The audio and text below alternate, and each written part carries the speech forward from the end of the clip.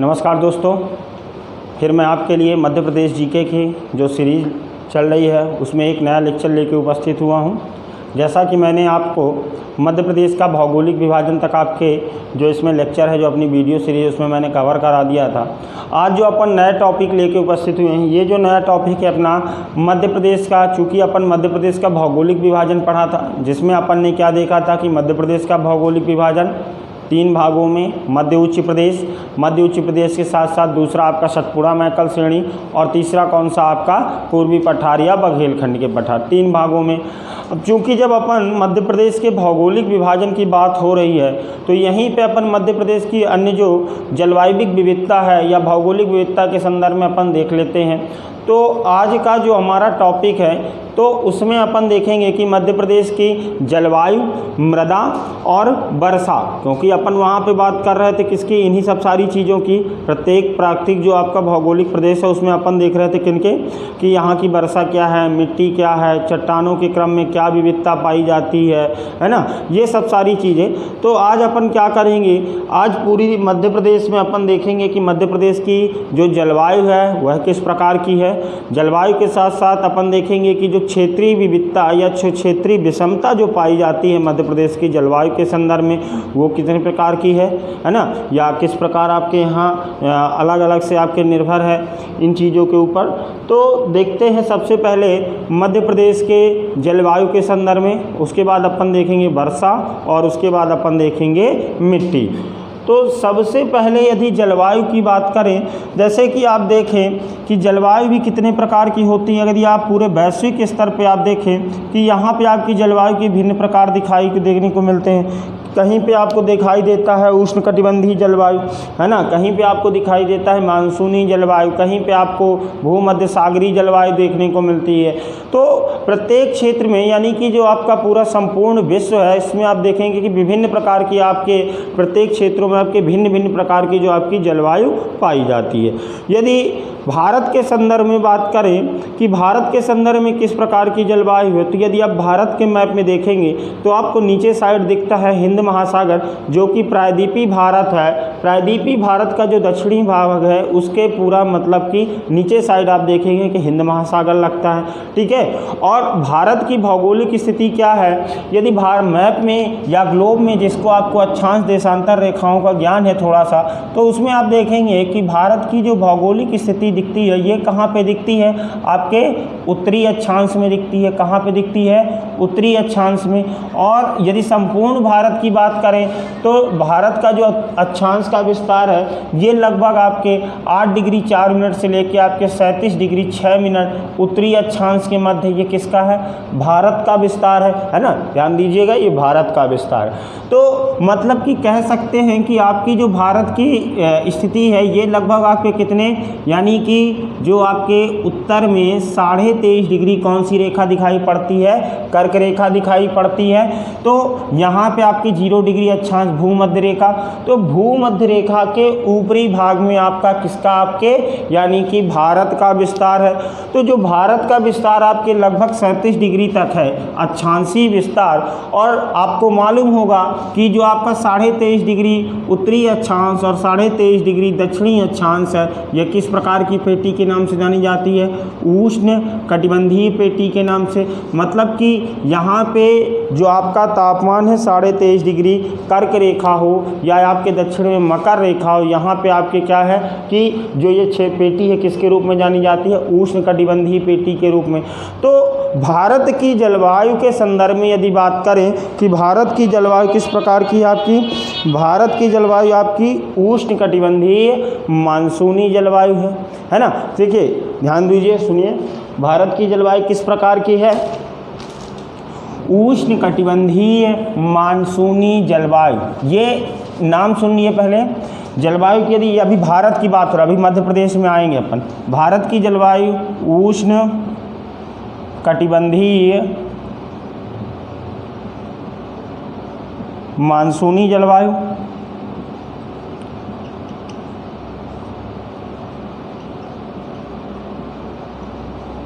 अब यहाँ पे देखिए कि जो जलवायु के संदर्भ में, ये अभी भारत के संदर्भ में बात हो रही, यदि जलवायु के संदर्भ में अपन बात करते हैं किस प्रकार की उष्णकटिबंधीय मानसूनी जलवायु, तो ये जो उष्णकटिबंधीय है किस चीज़ को आपको दर्शाता है, मतलब कि ये जो संपूर्ण क्षेत्र है आपके कहाँ पे, उष्णकटिबंधीय पेटी में स्थित है ना। ये किसका, उष्णकटिबंधीय में स्थित होने के कारण इसको क्या, उष्णकटिबंधीय नाम।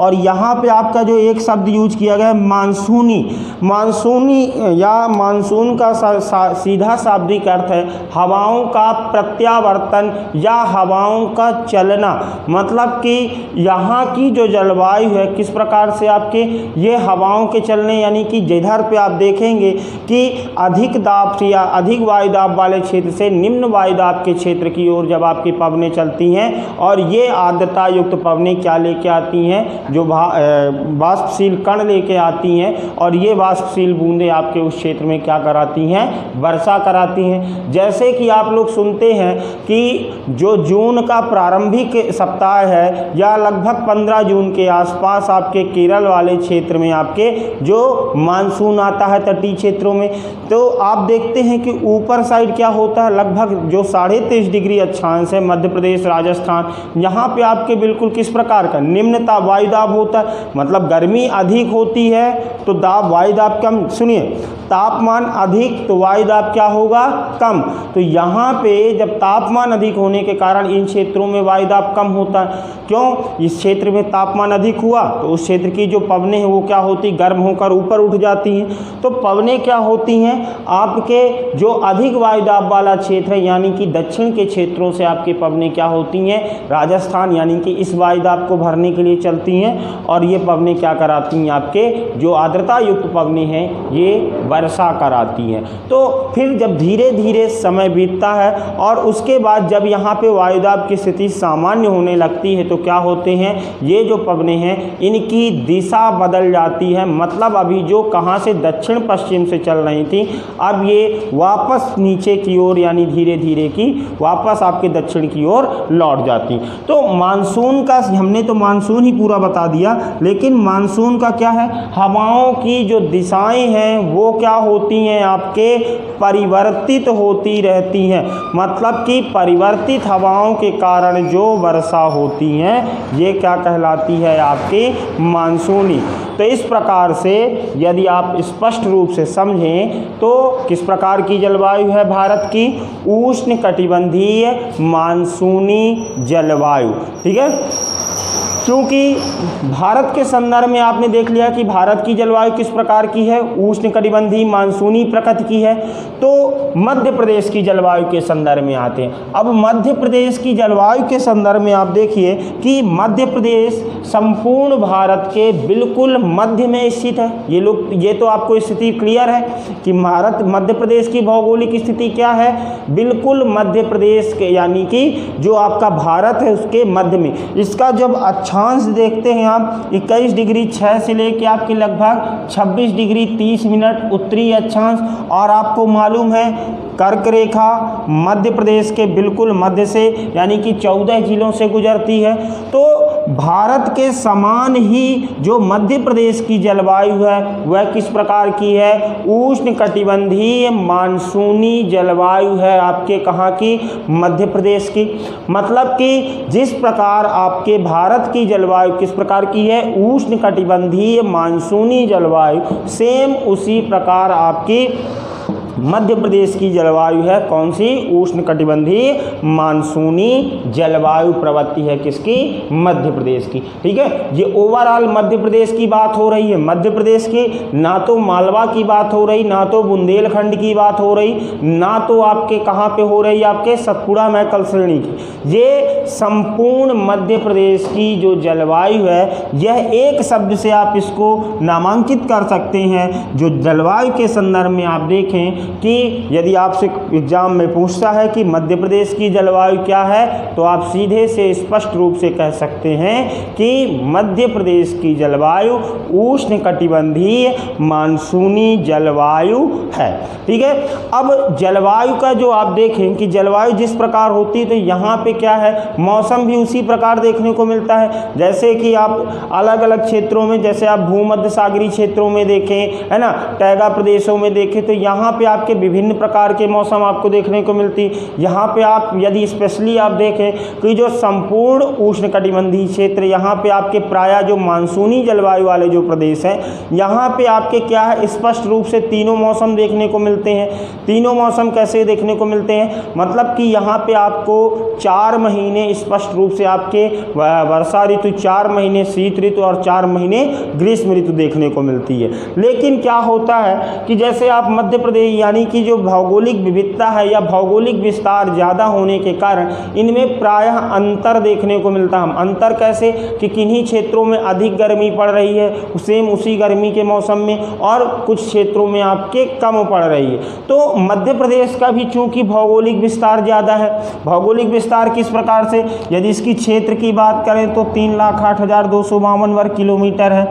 यदि आप इसके लंबाई चौड़ाई की बात करें तो कितना है, 605 से आपके कितने 870 किलोमीटर, मतलब कि पूरब से पश्चिम 870 और उत्तर से दक्षिण आपके कितना 605। चूँकि भौगोलिक विस्तार ज़्यादा होने के कारण जलवायु के यहाँ पे ग्रीष्म ऋतु और शीत ऋतु के कारण आपके यहाँ पे आपके विभिन्न प्रकार के, विभिन्न तो नहीं कह सकते हैं, मतलब कि यहाँ पे ग्रीष्म ऋतु और आपके शीत ऋतु में अंतर देखने को, अंतर का मतलब कि ज़्यादा अंतर नहीं कि एक मौसम, यानी कि जो इसका एक क्षेत्र है तो वहाँ पे ग्रीष्म ऋतु में आपके ठंडी पड़ रही है, दूसरे में आपके गर्मी पड़े, ऐसा नहीं, थोड़ा कम या थोड़ा ज़्यादा।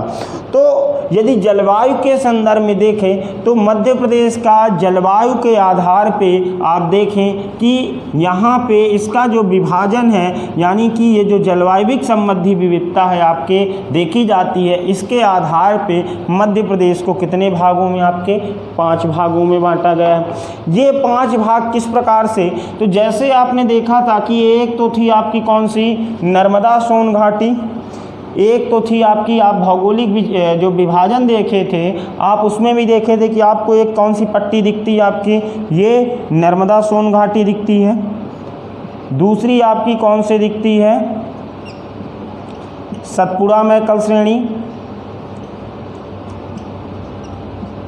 सतपुड़ा मैकल श्रेणी। तीसरी जो आपको दिखती है वो कौन सी संरचना देखने को मिलती है, इधर साइड पश्चिम में आपको संपूर्ण ये भाला भाग जो देखने को मिलता है, ये कौन सा देखने को मिलता है, मालवा का पठार देखने को मिलता है, मालवा का पठार। मालवा के पठार के बाद आपको एक जो संरचना देखने को मिलती है, ये कौन सी है आपके, यहाँ पे आप देखिए, ये जो पहले संरचना थी कौन सी आपकी, मालवा के पठार के बाद यहाँ पे आपके मध्य भारत दिखती थी, यहाँ पे अलग से बुंदेलखंड दिखता था। तो अब ये जलवायु के आधार पे मध्य भारत और बुंदेलखंड वाले क्षेत्र में, यानी कि इसका उप विभाजन नहीं किया गया है, इसमें क्या है एक ही भाग में रखा गया है। तो ये जो आपका उत्तरी प्रदेश के नाम से, संपूर्ण उत्तर पूर्वी या उत्तरी प्रदेश,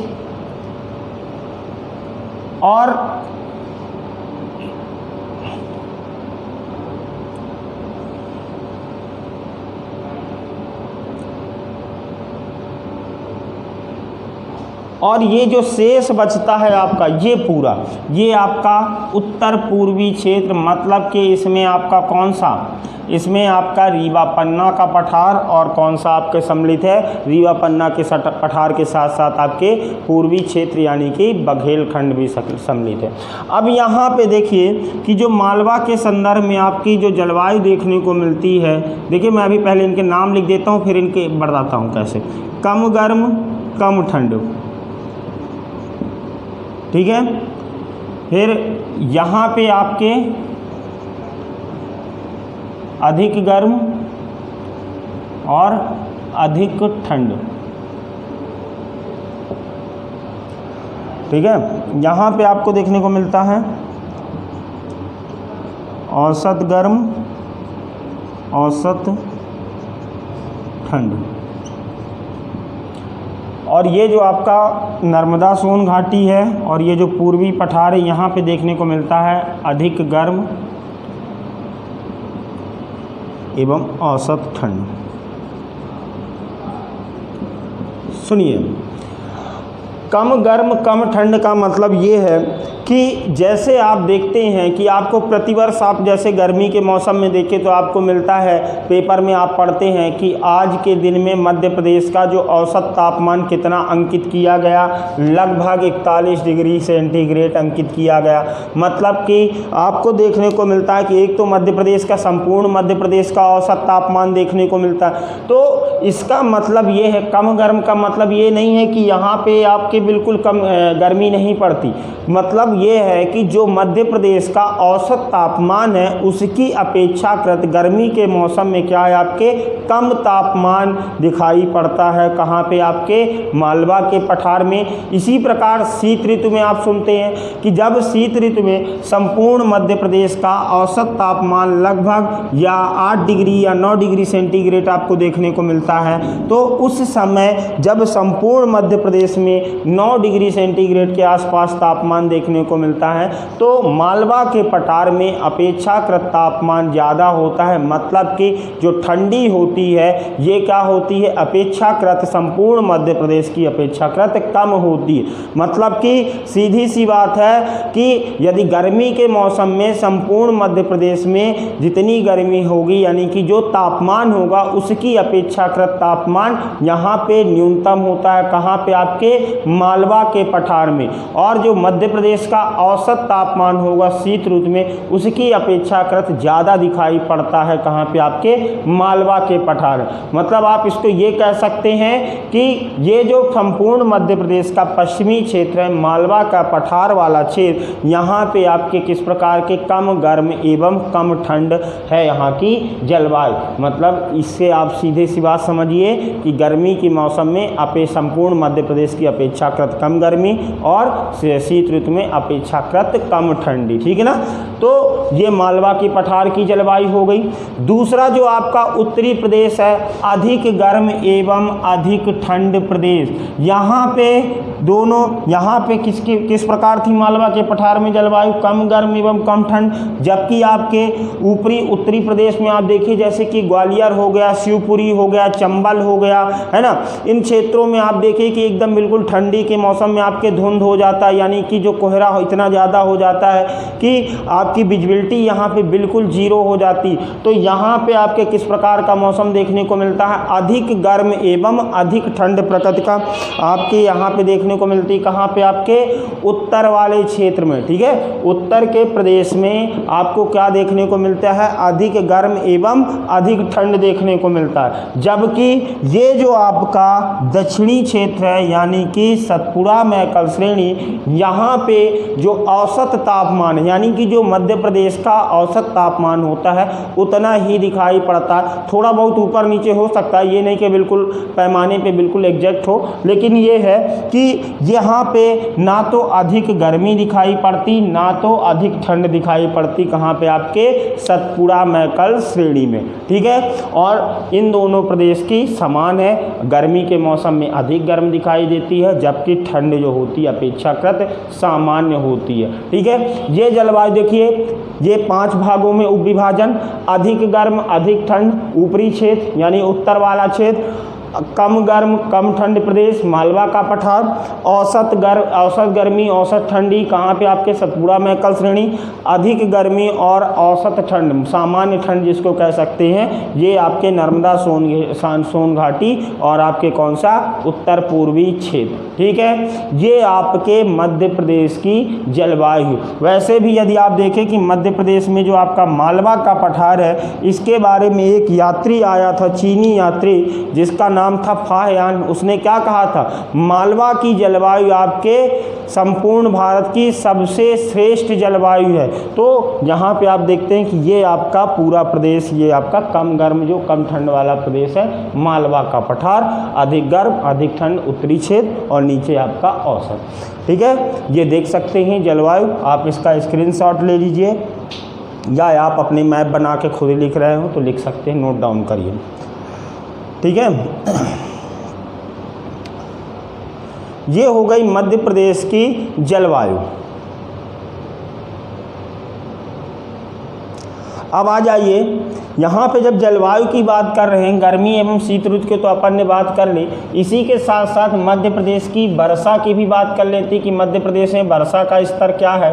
तो वर्षा के स्तर में देखिए कि किस प्रकार मध्य प्रदेश की जो जलवायु है वो किस प्रकार की है, उष्णकटिबंधीय मानसूनी प्रकृति की जलवायु है। तो यहाँ के जो वर्षा का स्तर है, और जैसे कि भारत में देखिए कि आपके पूर्वी घाट या पूर्वी क्षेत्र जो है, पूर्वी पहाड़ियों में अधिकतम देखने को मिलता है, लेकिन आपके पश्चिम की ओर कम देखने को मिलता है। लेकिन मध्य प्रदेश में जो औसत वार्षिक वर्षा स्तर है ये लगभग आपको देखने को मिलता है 110 से 120 सेंटीमीटर वर्षा स्तर देखने को मिलता है। यानी कि मध्य प्रदेश में यदि बात की जाए कि औसत वार्षिक वर्षा मध्य प्रदेश की कितनी है, तो मध्य प्रदेश की औसत वार्षिक वर्षा आपको देखने को मिलती है 110 सेंटीमीटर से लेके आपके 120 सेंटीमीटर के मध्य। ठीक है, चूँकि अब मैं इसमें एग्जैक्ट की बात नहीं करता, क्योंकि मध्य प्रदेश में जो फैक्ट से संबंधित है आपके विविधता देखने को मिलती है प्रत्येक पुस्तक में अलग अलग। तो कहीं कहीं पे कुछ पुस्तकों में आपकी सीधे सीधे स्पष्ट रूप से लिखा रहता है कि मध्य प्रदेश का औसत वार्षिक वर्षा स्तर 112 सेंटीमीटर है। ठीक है, मध्य प्रदेश का औसत वार्षिक वर्षा स्तर 112 सेंटीमीटर है। चूँकि मैं आपको लगभग बता दिया मध्य प्रदेश का जो औसत वार्षिक वर्षा स्तर है ये कितना है, 110 सेंटीमीटर से लेके आपके 120 सेंटीमीटर। जिस प्रकार आपके मध्य प्रदेश के जलवायु के संदर्भ में आपने उप विभाजन के आधार पर देखा कि जिस प्रकार मध्य प्रदेश में जलवायु के संदर्भ में विविधता देखने को मिलती है, उसी प्रकार आपके मध्य प्रदेश में वर्षा के संबंध में विविधता देखने को मिलती है। जैसे कि यदि इसका वर्षा के आधार पर मध्य प्रदेश का यदि उप विभाजन किया जाए तो मध्य प्रदेश का उप विभाजन लगभग 4 भागों में आपके किया गया है। ये 4 भाग कौन कौन से हैं आप देखिए।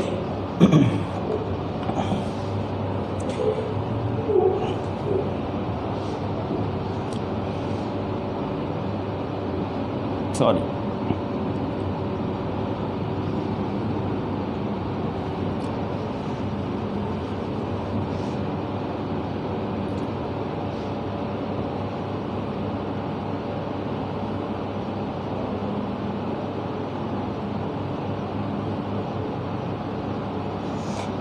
वर्षा के आधार पे मध्य प्रदेश का 4 भागों में, जैसे कि आपका ये पीछे आपके पश्चिम की ओर दिख रहा है पश्चिमी क्षेत्र, दूसरा आपको दिखता है कौन सा, उत्तर पूर्वी क्षेत्र, यहाँ पे आप देख रहे हैं उत्तर पूर्वी क्षेत्र, और ये आपका कौन सा दिखता है आपका दक्षिण पूर्वी क्षेत्र, और यहाँ पे आपका एक अलग से छोटा सा भूभाग। तो मध्य प्रदेश में यदि वर्षा के संदर्भ में, चूँकि मध्य प्रदेश में आप देखें कि पश्चिम से पूरब की ओर विस्तार आपके दिखाई पड़ता है कितना, लगभग 870 किलोमीटर, और मध्य प्रदेश की जो स्थिति है कर्क रेखा इसके मध्य से गुजरती है। तो वर्षा के संदर्भ में यदि देखें तो क्या विविधता देखने को मिलती है कि मध्य प्रदेश का जो पश्चिमी क्षेत्र है ये अपेक्षाकृत आपके कम वर्षा वाला क्षेत्र है, जबकि पूर्वी क्षेत्र में आपके अपेक्षाकृत क्या होती है, अधिक वर्षा होती है आपके कहाँ पे, पूरब की ओर। यानी कि आप इधर साइड अलीराजपुर से सिंगरौली की ओर यात्रा करेंगे तो आपको यहाँ पे देखने का मिलेगा कि यहाँ पे जो औसत वार्षिक वर्षा स्तर होता है ये अपेक्षाकृत पूर्वी भाग में अधिक होता है, जबकि पश्चिमी भूभाग में आपके प्रायः कम देखने को मिलता है। तो यहाँ पे आप देखेंगे कि जो मध्य प्रदेश का पश्चिमी क्षेत्र है यहाँ पे लगभग औसत वार्षिक वर्षा स्तर कितना देखने को मिलता है, 75 सेंटीमीटर के आसपास देखने को मिलता है। मतलब कि जो आपका उज्जैन संभाग है और इंदौर संभाग है, इन क्षेत्रों में आप वर्षा के स्तर का आप आकलन करेंगे तो आपको मिलता है कितना, आपको यहाँ पे औसत वार्षिक वर्षा स्तर आपके 75 सेंटीमीटर देखने को मिलती है, जबकि पूर्वी भाग में अपेक्षाकृत अधिक। तो अभी देखते हैं पूर्वी भूभाग। ठीक है, है। तो ये आप इंदौर और उज्जैन संभाग लगभग देख सकते हैं कि यहाँ पे आपके वर्षा स्तर क्या है, आपके 75 सेंटीमीटर। जबकि ये वाला जो क्षेत्र है आपके उत्तरी क्षेत्र और ये पूर्वी क्षेत्र, यहाँ पे आपको वार्षिक वर्षा स्तर देखने को मिलता है लगभग 75 से 100 सेंटीमीटर के आसपास आपको वर्षा स्तर देखने को मिलता है। कहाँ पे, आपके उत्तरी क्षेत्र और पूर्वी क्षेत्र में। यानी कि जो आपका चंबल संभाग है, ग्वालियर संभाग है, लगभग आधा भोपाल संभाग, यहाँ पे आपका सागर संभाग, आपका रीवा संभाग, इन क्षेत्रों में आपके औसत वार्षिक वर्षा स्तर कितना देखने को मिलता है, 75 से 100 सेंटीमीटर के आसपास वर्षा स्तर देखने को मिलता है। और ये जो दक्षिण पूर्वी क्षेत्र है, यहाँ पे आपके वार्षिक वर्षा स्तर 125 से 150 सेंटीमीटर के मध्य देखने को मिलता है। मतलब कि जैसे आप देख रहे हैं, यहाँ पे मैंने 3 भागों में आपको बताया, एक तो पश्चिमी क्षेत्र में, दूसरा आपका कौन सा है, ये आपका उत्तर और पूर्वी क्षेत्र, और नीचे आपका जो अधिकतम वर्षा वाला जो क्षेत्र, यानी कि एक भाग में जो पूरा है ये आपका कौन सा है, ये वाला, ठीक है। और ये जो मैंने अलग से बना के रखा है, ये है आपका होशंगाबाद ज़िले में स्थित पचमढ़ी, जहाँ पे लगभग आपके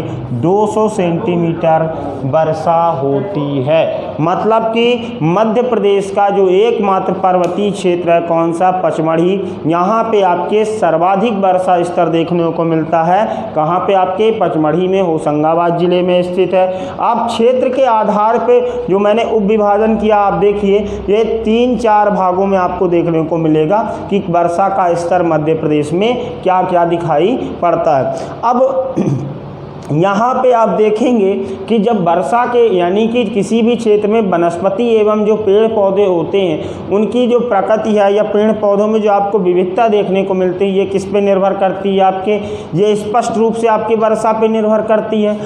जैसे कि आप यहाँ पे देखें कि जो मध्य प्रदेश का पश्चिमी क्षेत्र है, यहाँ पे किस प्रकार के, यानी कि यहाँ पे लगभग आपके शुष्क प्रकृति के एवं कटीले प्रकृति के वन पाए जाते हैं। कहाँ पे, आपके पश्चिमी भूभाग में। जबकि यहाँ पे आपके पर्णपाती वन और यहाँ पे आर्द्र पर्णपाती वन पाए जाते हैं, ठीक है। तो ये आपके वर्षा के आधार पे मध्य प्रदेश का उप विभाजन है, आप देख सकते हैं, ठीक है।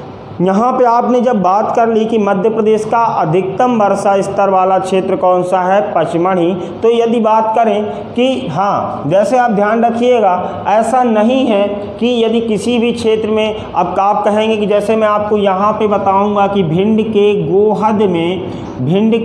गोहद में आपके न्यूनतम वर्षा स्तर होता है कितना, 55 सेंटीमीटर। यहाँ पे जो वर्षा होती है भिंड के गोहद में, ये आपके कितनी है, 55 सेंटीमीटर आपके वर्षा होती है। कहाँ पे, आपके गोहद में। तो अब आप कहेंगे कि सर ये तो न्यूनतम वर्षा वाला स्तर ये है, जो पिछला वाला क्षेत्र, ये ऐसा नहीं है। किसी क्षेत्र विशेष में भौगोलिक उच्चावच की जो संरचना है या जो आपके जलवायु संबंधी विविधता है, उसके कारण वर्षा की जो असामान्य प्रगति है देखने को मिलती है। तो यदि मध्य प्रदेश में बात करेंगे, वार्षिक वर्षा स्तर सर्वाधिक कहाँ पे, तो आपके पचमढ़ी में। यदि न्यूनतम की बात करेंगे तो न्यूनतम कहाँ पे, आपके भिंड के गोहद में होती है, ठीक है।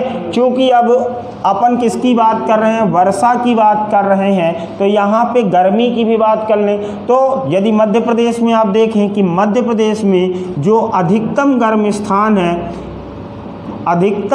स्थान है, ये आपका कौन सा है, गंजबसौदा, भोपाल, ठीक है। याद रखिएगा, ये डायरेक्ट फैक्ट पूछे जाते हैं, ये रामायण पूछी जाए चाहे ना पूछी जाए, ठीक है। ये आपके उप विभाजन भले ना पूछे जाएं, लेकिन आपके डायरेक्ट क्वेश्चन सीधे पूछता, अधिकतम गर्म स्थान कौन सा है आपका, भोपाल का स्थित आपका गंजबसौदा।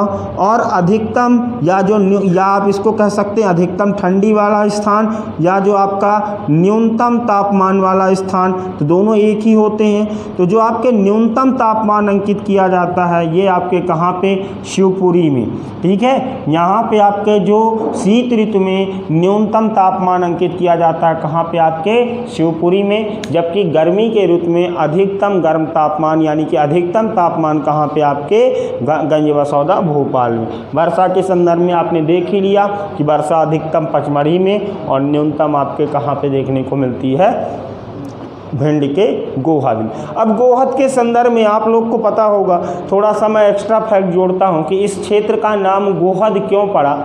तो गोहद के संदर्भ में आप जानिए कि ये जो गोहद से सीधे से तात्पर्य है कि चूँकि मध्य प्रदेश में आप पढ़ते हैं कि मध्य प्रदेश का जो ढाल है वो किधर साइड है, आपके उत्तर साइड, यानी कि उत्तर पूर्वी मध्य प्रदेश किसका भाग है, प्रायद्वीपीय भूभाग का। इधर साइड आपके आगरा वगैरह क्षेत्र लगता है पूरा, है ना। तो ये जो गोहद है क्यों है, सीधी सी बात है कि जब मैदानी भूभाग से कृष्ण जी की गाय आपके प्राचीन युग में चरने आती थी तो उनकी जो हद थी ये कहाँ पे थी, आपके ये वाला क्षेत्र था, इसीलिए इसका नाम क्या पड़ा, गोहद पड़ा। ठीक है, ये हो गए गोहद के संदर्भ में आपके फैक्ट, मतलब कि इसका नाम गोहद क्यों पड़ा ये आप लोग याद रखिए। अब आगे आ जाते हैं, वर्षा हो गई, आपने जलवायु देख ली मध्य प्रदेश के संदर्भ में कि जलवायु की प्रवृत्ति क्या है ना। मध्य प्रदेश की जलवायु किस प्रकार की है, किन क्षेत्रों में आपके अधिक गर्मी है, किन क्षेत्रों में आपके कम ठंडी है। अब नेक्स्ट जो है, अब जब जलवायु की बात हो गई तो यहाँ पे जो नेक्स्ट टॉपिक है अपना, ये तीसरा भाग, मध्य प्रदेश की मिट्टियाँ, या मध्य प्रदेश में या जो संपूर्ण मध्य प्रदेश का भौगोलिक विस्तार है, यहाँ पे कौन कौन सी मिट्टियाँ देखने को मिलती हैं।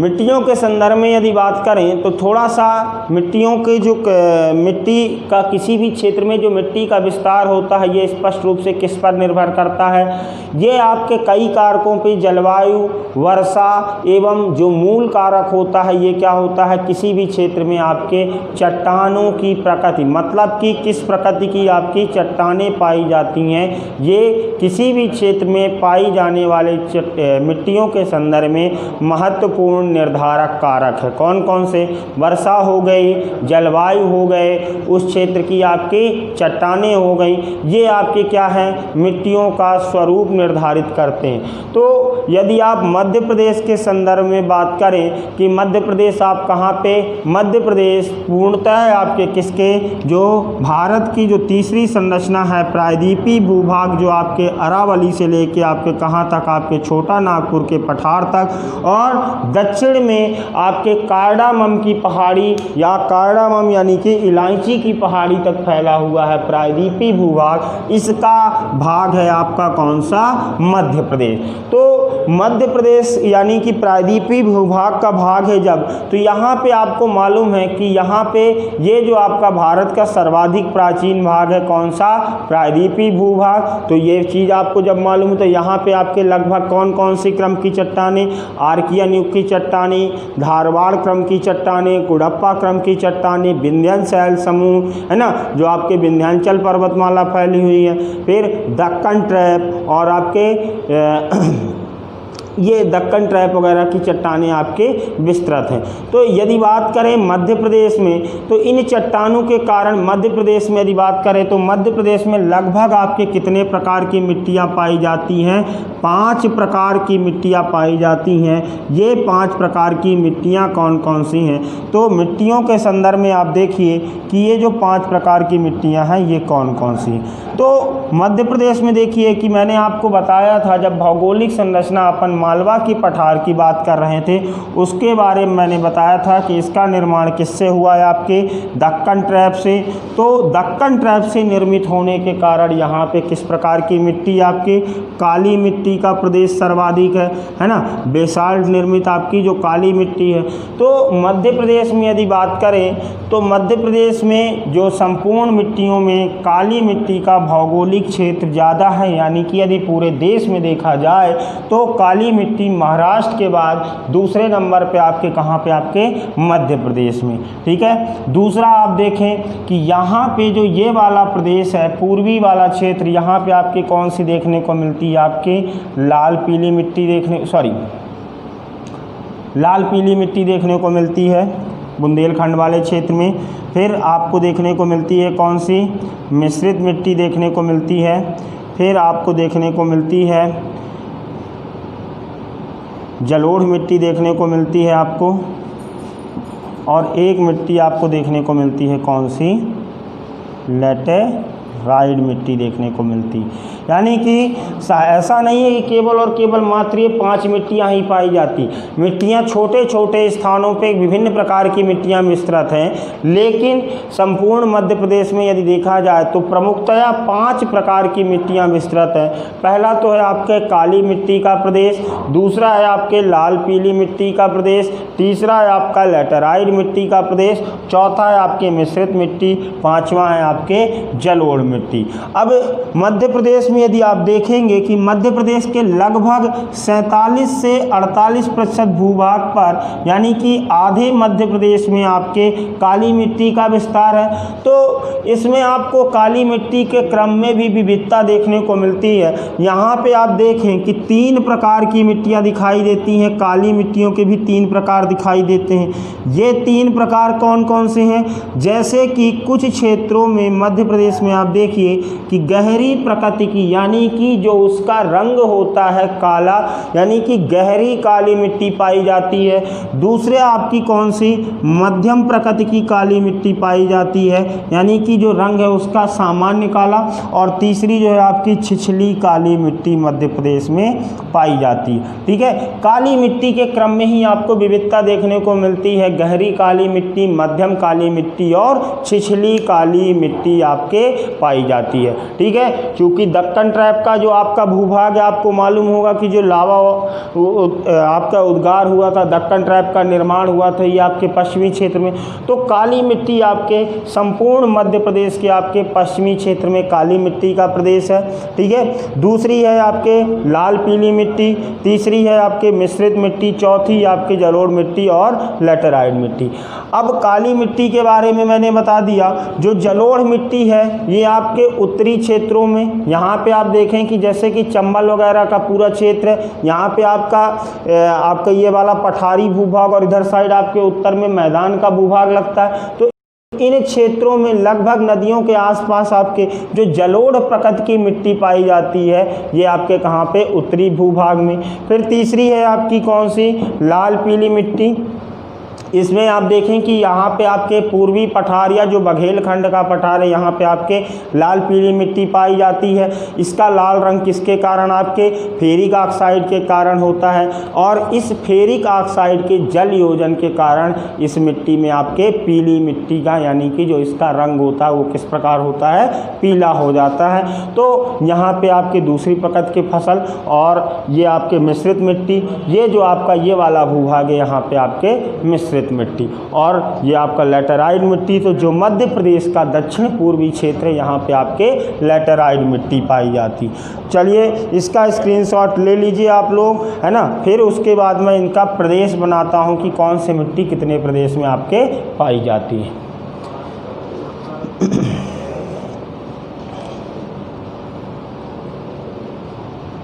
ठीक है, अब आगे अपन लोग देखते हैं इन मिट्टियों के प्रदेश के संदर्भ में कि मिट्टियों का प्रदेश कहाँ से कहाँ तक विस्तृत है।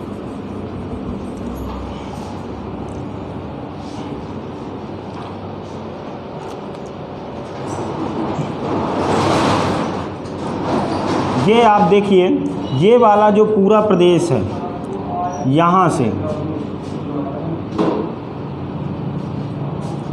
ये वाला जो प्रदेश है ये आपके काली मिट्टी प्रदेश है।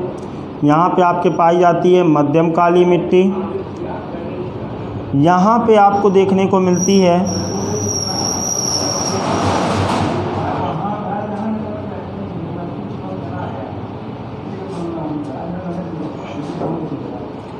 ये जो संपूर्ण प्रदेश है, ये तीनों क्षेत्र आपके काली मिट्टी प्रदेश। यहाँ पे आपके छिछली काली मिट्टी, और यहाँ पे आपके पाई जाती कौन सी, गहरी काली मिट्टी। ये काली मिट्टी ही 3 प्रकार की, एक तो मध्यम काली मिट्टी, एक गहरी काली मिट्टी और एक छिछली काली मिट्टी। ठीक है, क्योंकि आपको मैंने बताया था कि जो काली मिट्टी का प्रदेश है यह मध्य प्रदेश के लगभग 47.6% भूभाग पे पाई जाती है, जिसमें से लगभग 3.5% भूभाग पे आपके कौन सी, गहरी काली मिट्टी का प्रदेश है, और लगभग 6.5% आपके छिछली काली मिट्टी और जो शेष भूभाग लगभग 37 से 38% बचता है, इसमें आपके कौन सी मध्यम काली मिट्टी का प्रदेश है। 3.5% गहरी काली मिट्टी, 6.5% आपके मध्यम काली मिट्टी, छिछली काली मिट्टी, और कितने 37% भूभाग पे आपके कौन सी पाई जाती है, आपके ये आपके मध्यम काली मिट्टी पाई जाती है। ठीक है, ये हो गया। इसके बाद आप यहाँ पे देखेंगे कि लगभग ये जो बालाघाट, सिवनी, छिंदवाड़ा वाला लगभग 4% भूभाग है, यहाँ पे आपके कौन सी पाई जाती है, लैटेराइट मिट्टी पाई जाती है। किस प्रकार की लैटेराइट मिट्टी पाई जाती है, कहाँ पे आपके बालाघाट, सिवनी, छिंदवाड़ा, इस वाले प्रदेश में आपको देखने को मिलती है कौन सी लैटेराइट मिट्टी। यहाँ पे आपके ये वाला जो क्षेत्र है, इस वाले क्षेत्र में देखने को मिलती है लाल पीली मिट्टी। लाल पीली मिट्टी ये लगभग 18.5 या 18.30% पे आपके पाई जाती। और जो शेष भूभाग है यहाँ पे आपके पाई जाती है मिश्रित मिट्टी। ठीक है, ये वाला जो प्रदेश है,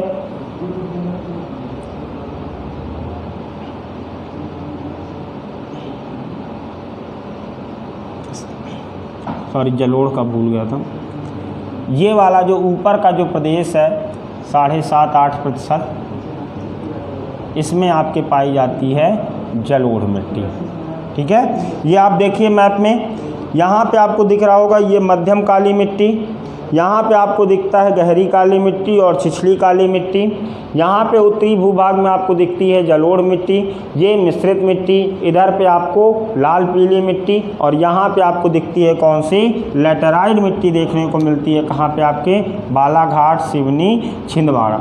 आप देख सकते हैं स्पष्ट रूप से कि जो आपको पुराने भौगोलिक विभाजन में आपने पढ़ा था, कौन सा आपने भौगोलिक विभाजन में आपने पढ़ा था, जो बघेलखंड का पठार था, वो बघेलखंड के पठार में आपके कौन सी लाल पीली मिट्टी, जबकि आपके रीवा पन्ना के पठार और बुंदेलखंड के पठार में मिश्रित मिट्टी।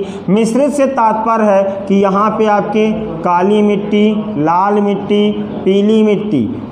ठीक है, अब ये मत अंदाज़ा लगा लेना कि हरी, नीली, गुलाबी सभी मिट्टियाँ होती, काली, पीली एवं लाल प्रकृति की मिट्टियाँ ही आपके यहाँ पे पाई जाती हैं।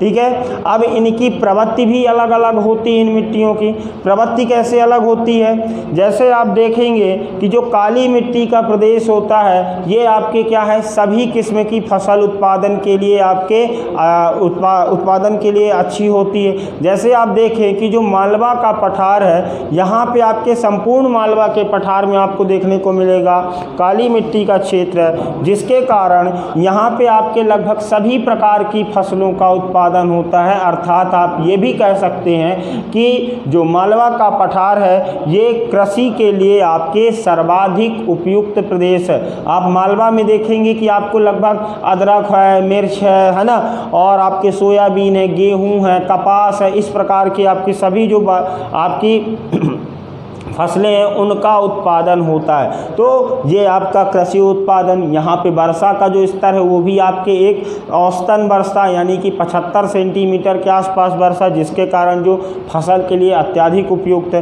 तो ये आपके काली मिट्टी का प्रदेश है। ठीक है, और इसकी यदि जो प्रकृति होती है, काली मिट्टी की प्रकृति की बात करें तो ये इसका जो pH मान होता है ये लगभग 6.3 से लेकर 6.4 के मध्य होता है। मतलब कि यह स्पष्ट रूप से किस प्रकृति की मिट्टी है, अम्लीय प्रकृति की मिट्टी है। कौन सी आपकी काली मिट्टी आपकी किस प्रकार की होती है, अम्लीय प्रकृति की मिट्टी होती है काली मिट्टी। ठीक है, यहाँ पे आप देखते हैं जलोढ़ में आपको देखने को मिलता है कि यहाँ पे जो नदियों के आसपास का जो क्षेत्र है, यहाँ पे आपकी जलोढ़ मिट्टी का विस्तार होता है। ये जो जलोढ़ मिट्टी होती है ये आपके किन फसलों के लिए, जैसे कि गेहूँ हो गया, ज्वार हो गया, जौ हो गया, है ना, आपके इन फसलों के लिए अत्यधिक उपयुक्त होती है। इसका जो pH मान है लगभग 7 के आसपास होता है, और ये किस प्रकृति की होती है, उदासीन प्रकृति की मिट्टी होती है। कौन सी आपकी जलोढ़ मिट्टी उदासीन प्रकृति की मिट्टी होती है, जबकि लाल पीली मिट्टी एवं मिश्रित मिट्टी आपके किस प्रकार की, क्षारीय प्रकृति की होती हैं, क्षारीय प्रकृति की होती हैं। ठीक है, ये हो गए मिट्टियों के संदर्भ में। अब लाल पीली मिट्टी के बारे में मैंने बताया था कि यहाँ पे आपके जो आपके लाल पीली मिट्टी है किस प्रकार की फसलों के लिए उपयुक्त होती है। लाल पीली मिट्टी में आप क्षारीय प्रकृति होने के कारण यहाँ पे आप देखेंगे कि चावल की फसल का आपका सर्वाधिक उत्पादन होता है आपके बघेलखंड के पठार में, ठीक है। और काली मिट्टी लैटेराइट मिट्टी, लैटेराइट मिट्टी का निर्माण कैसे होता है, यदि लैटेराइट मिट्टी के निर्माण के संदर्भ में आप देखें कि जो इसके निर्माण की प्रक्रिया है कि यहाँ पे अत्यधिक वर्षा होने के कारण जो मिट्टी के अनिवार्य खनिज तत्व होते हैं या जो मिट्टी के महीन कण होते हैं वो क्या होते हैं आपके वर्षा जल के साथ रिसकर मृदा की निचली परत में चले जाते हैं या जमा हो जाते हैं, और जो बड़े कण होते हैं वो ऊपरी परत में आपके शेष रह जाते हैं, और यह कृषि के लिए आपके क्या होते हैं, अनुपयुक्त होते हैं। मतलब कि इनका उपयोग आप कृषि के लिए नहीं कर सकते इस प्रकार की मिट्टी का। क्यों? क्योंकि भाई खनिज तत्व जो है वो कहाँ चले गए, निचली परत में चले गए, और ऊपरी परत में शेष क्या रह गए, जो बड़े बड़े मृदा के कण या जो पत्थर के कण हैं, यानी कि बालू एक तरह से। तो ये आपके किसके लिए, फसल उत्पादन के लिए उपयुक्त नहीं होती, बल्कि इस मिट्टी का निर्माण आपके सर्वाधिक किस में होता है, आपके भवन निर्माण में आपके सर्वाधिक उपयोग होता है किसका, लैटेराइट प्रकृति की मिट्टी का, ठीक है। यहाँ पे आप देख रहे होंगे कि मैंने फसलों के संदर्भ ये सभी प्रकार की फसलों के लिए, ये गेहूं, ज्वार, जौ, सरसों, इस प्रकार की फसलों के लिए यहाँ पे आप देखेंगे, यहाँ पे आपके गेहूं, चावल, सरसों, तुअर आदि फसलों के लिए। जबकि ये वाला जो क्षेत्र है यहाँ पे आपके वर्षा का स्तर भी अधिकतम होता है और मिट्टी भी लाल पीली मिट्टी, तो ये सर्वाधिक उत्पादन किस प्रकार की, यानी कि धान की फसल के लिए लैटेराइट मिट्टी में आपके कौन से, मोटे अनाजों का उत्पादन। ये है आपके मिट्टियों के संदर्भ में उप विभाजन। आप देख सकते हैं मैप में, ये पश्चिम का प्रदेश आपका कौन सा, काली मिट्टी, मध्यम काली मिट्टी, गहरी काली मिट्टी, छिछली काली मिट्टी। दूसरी आपकी जलोढ़ मृदा, तीसरी आपको देखने को मिलती है पूर्वी क्षेत्र में लाल पीली मिट्टी, चौथी आपको देखने को मिलती है लैटेराइट मृदा, और पांचवी देखने को मिलती है आपके मिश्रित मृदा, ठीक है। ये आपके पांचों मृदा आपको देखने को, क्षेत्र आपको देखने को मिल जाएगा। स्पष्ट रूप से ये मृदा का उप विभाजन है मध्य प्रदेश के संदर्भ में, ठीक है। आप इसका स्क्रीनशॉट ले लीजिए, याद कर लीजिए, है ना, या आप उसको अपने रफ फेयर में आप जो भी कर रहे हैं नोट करते जाइए। मृदा कितने प्रकार की, 5 प्रकार की, काली, लाल पीली, एक बार स्पष्ट रूप से लिख देता हूँ, आप लोग कंफ्यूज मत होइए, वो विभाजन हटा रहा हूँ इनका।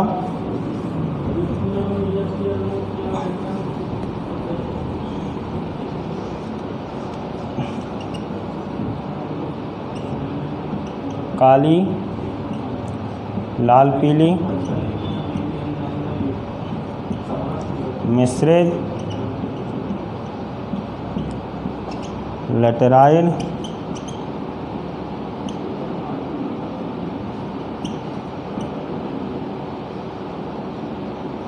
जलोढ़, ये 5 प्रकार की। काली मिट्टी 47.6% पे, लाल पीली मिट्टी 18.30% पे, जलोढ़ मिट्टी 7.5% भूभाग पे, लैटेराइट मृदा 4% भूभाग पे, शेष 2 बस्ती आपके मिश्रित मिट्टी। ये है 5 भागों में, ठीक है। चलिए आज का लेक्चर यहीं पे समाप्त होता है। जैसे कि मैंने आपका किसके, जलवायु के संदर्भ में, वर्षा के संदर्भ में और मृदा के संदर्भ में इनका मैंने आपके बारे में विस्तार से बताया, साथ ही साथ इनका उप विभाजन भी आप लोग को बता चुका हूं। तो अब आप लोग यहाँ पे आज समाप्त करते हैं। अब मैं जो नया लेक्चर है उसके संदर्भ में आपका कौन सा, मध्य प्रदेश के वनों के संदर्भ में जानकारी लेके उपस्थित होगा। तब तक के लिए यहीं पे नमस्कार। और आगे आपको बता दूं कि ये यदि आपको हमारा जो ये लेक्चर है पसंद आ रहा है, ये जो हमारी चैनल है, तो आप हमारे चैनल को लाइक कीजिए, शेयर कीजिए और सब्सक्राइब करते जाइए, ठीक है। थैंक यू, धन्यवाद।